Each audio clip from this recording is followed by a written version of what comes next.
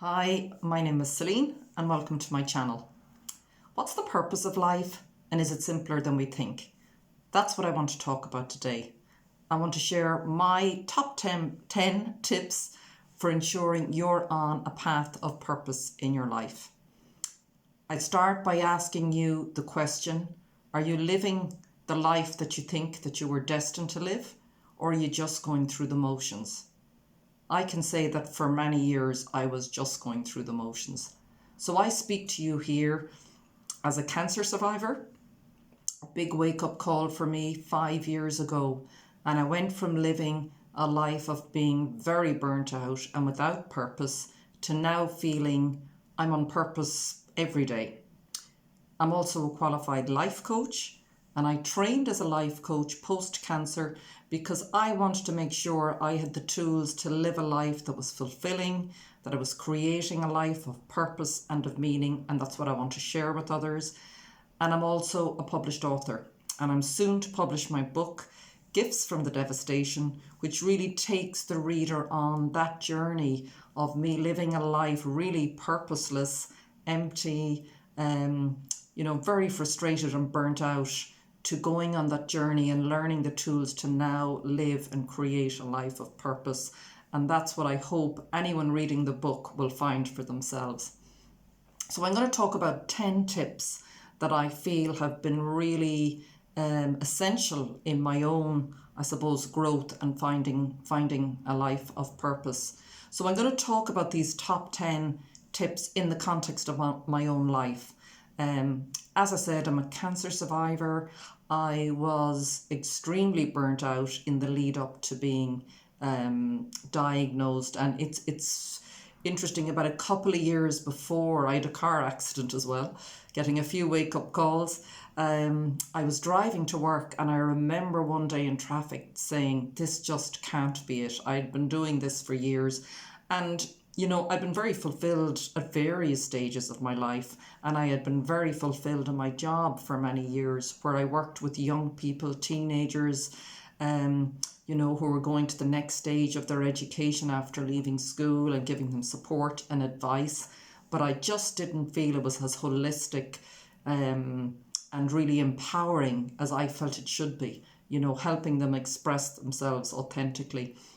So I began to feel very disillusioned in that work and in that role and in my life in general. And so after a few years, I got the big wake-up call that was cancer. A big lesson for me in that process, and it took, it happened over time. I can't say when exactly the realization really set in that, I'm not just this physical body and all of the things that I do and the job that I have in this, material world. I am so much more. And I got in touch with that infinite intelligence that we all are, and realized that, I'm here to express and being aligned and in tune with that aspect of myself, that higher aspect of myself. And ever since that, it's just absolutely changed my life, and it still continues to change it every day. So I'm going to start by just talking through some of the top things and top steps that really helped me. I would say that the first one is getting into silence. Silence Speaks. I think that's the title of a book, and I love that title. It's alive. However, you can find that quiet place in yourself. For some people, it will be sitting, meditating. Sometimes I do that. For others, no, they may feel, my mind is too active and it doesn't suit me. It may be going out in nature.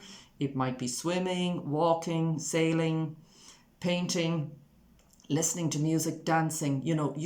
Everybody knows. So I would encourage anyone, try and even step by step, finding yourself a space, because really the whole point of getting into the silence is you start to recognize who you truly are and what you are not.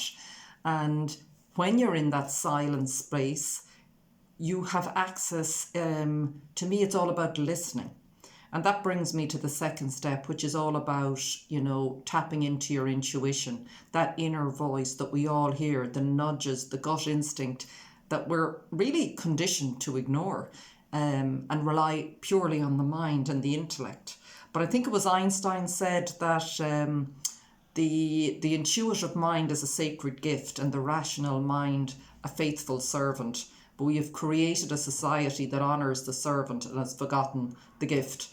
And I absolutely identify with that. So that takes time. And I would say, often I've found people have said to me, and I've found it myself, but how do I know if it's my intuition? Like, I'm not sure. I don't trust myself, because if it's something new for you to sort of listen and trust that inner calling, the key difference I notice, when it's my mind that I'm feeling sort of urging me to do something, it's usually the mind is often very critical and giving out, and maybe giving out about other people and situations. The intuition isn't. It's a much softer nudge. It could be just the sense that you get, or maybe go out for a walk, or maybe call that person, or maybe write something. Whatever it is, it's nudging you to do. I would say to them, just start doing that even a couple of times in your day. You don't have to give yourself over to it totally at the beginning, but just start that process of listening. And what starts to happen then, which is the third step, is you start to notice synchronicities taking place in your life. I don't believe there are any accidents or coincidences. Once you start getting into silence, listening to that voice, taking some action, we're co-creators. So we need to start, taking some action and maybe putting some energy into whatever that is. We start to notice, I noticed it after being sick, literally, everything that happened, was just, I could never have planned, I could never have imagined, but I did start listening to the nudges, even if at the time it seemed crazy, and it really, really has helped me get onto a path of purpose. The fourth point, and I suppose it's connected, is about trust. And I remember somebody saying that to me, sometimes you have to take a leap of faith in life. Not everything is shown to us. And that is a big part. So we have to learn, if we truly believe that we are these infinite, powerful beings that can create, well then, we have to play our part and start to trust. And another aspect of that is, in trusting, it doesn't mean that we're shown everything. What I've learned is we're shown the next right step for us. Often I've been reluctant to do certain things going, but I don't know if it'll work out and what'll happen, and maybe it won't work out. But that's where we co-create. We can't have that conditional relationship with that aspect of ourselves. So it is about taking those, just taking it step by step, because, even if you have this dream, there's nothing wrong with having dreams or goals. I'm not saying that, but, everything is created in the moment, in the present moment, because that's where we are in touch with that aspect of ourselves. We can only be in touch with it in the present moment. So, even if we're looking ahead a few months, if we don't take the actions and if we're not playing our part, that may not materialize. So, that's a big one for me. Also then, I think I'm on to point 6. Point 5 is really stepping out of, I might have mentioned this, illusion or delusion that we are not just these physical bodies. And that's, I suppose, no one can convince you of that, only that, each of us, as much as I can share tools and tips with you here, you have to go on that journey yourself. We all have to go on our own journey. It's very unique. I hope what I do is help support, enable people, share what's worked for me, as lots of other people do. But that to me was key, shifting from, I am this physical being that's sort of disconnected. I don't have any power source. I'm reliant on the outside world. I'm making decisions based on the opinions of others. But once we start to tap into that, really, as I said, through those steps, the silence, the intuition, seeing the synchronicities, we really then start to understand our power. And, the next point I would say is, I think it's point 6. I'll just check. I have so many written down here just to remind me, is about expressing. Once we're in tune with that aspect of ourselves, what happens, I've learned, is life expresses itself through you. So having a purpose, and for me, is not so much about, we always hear, and I used to hear it in my job about, what's my purpose? And it was always tied up with career or material things. But, we're none of those things, because they'll all, will eventually retire, or, they change. Life is always changing. We're so much more than that. So to me, our purpose is who we are. And then uniquely, because we're all individual, that will express itself in different ways for different people. I'm writing at the moment. I may end up doing something else. Someone else may be working in healing, in business, So we will know when we're tuned in. So, that's, I think, it's not so much about effort and what am I going to do. It's who do I want to be? And then our path shows itself to us. Another point to sort of bear in mind as well, and I found it since I was sick and then I got better, but on that path I found writing. And you'll know, I think there's a saying, follow your joy, don't chase success, follow your joy. And so whatever lights you up, whatever makes you really want to jump out of bed in the morning, whatever it is, that is I love that it's the breadcrumb trail. So it's the breadcrumb trail showing you're on the right path. And I love that idea of the breadcrumb trail. And it's the same thing, like taking the next step. Your purpose is revealed to you. So that's a big one for me. And the other as well is it's always changing. I started out, as I said, I've written a book. I'm about to publish my second book.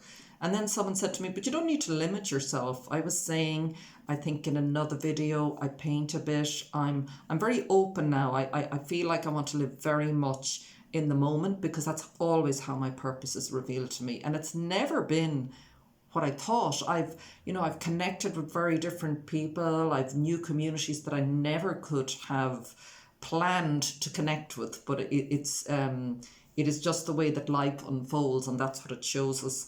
And I think I might be on point 10. If I'm not, forgive me, I may have said 9. It's just hard to, I had a lot I wanted to say on this topic, so I just want to make sure I cover them and, get through the key points. But the other one is that there's no one else who can fulfill our destiny here on earth. There's no one else. So really, there are no excuses. You are here to fulfill a specific destiny, as we all are, and a specific purpose, and only we can find it. So I would say, there's a book I just want to quote, which I think really, made me sit up and take notice in my life. It's called The Top 5 Regrets of the Dying, written by a woman I think called Bronnie Ware. I came across it. And the number one regret, that she was a hospice nurse, I think, that she found from talking to all of the patients there, was that they said they wished they had had the courage to live the life they believed they were destined to live. And I think, my God, if we can learn from that, I mean, that really struck, stayed with me, This is why we're here, and our purpose will always be shown to us once we take that step and we remember, even when we don't believe it, how powerful we are. And when we connect with that, that creative aspect of ourselves, our purpose is always shown to us. So I'm just going to finish this video. I hope those steps were helpful. I'm going to read just a couple of lines. I don't normally do this, of my book that's about to be published, because it was a little bit I wrote about finding your purpose. So if you bear with me, I'll just read these few lines. So it's about on finding your purpose. Reflect on difficult periods in your life story, and sometimes you need to spend time unpacking it. You have unique pearls of wisdom to offer, even if you don't believe it at this point in time. Tune in and really get a sense of what the story of your life is telling you so far. You might be surprised at what you have learnt and how you can be of service to others. Your true purpose is always linked to being of service. Whatever you have been through, there is always someone on the path right behind you. They are going through a similar experience right now, and when they're ready, you can help them in more ways than you might think. So that's just a nice note I thought to finish the video on. I think, we all have these unique pearls of wisdom in our life experience and story, and sometimes we don't realise it. Sometimes things we have been through, other people can't even, maybe haven't faced that yet, or maybe can't even grasp how they would, and you can be of service there. So I'll leave you on that note. I do hope that the steps I've listed there help you ensure that you're living a life of purpose and the life that you are destined to live, and not just going through the motions. So thank you for watching.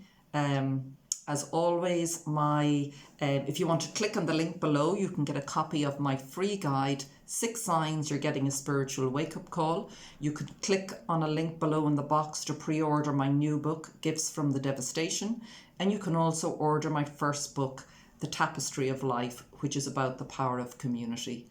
So again, thank you for watching, and until the next time, take care. Bye.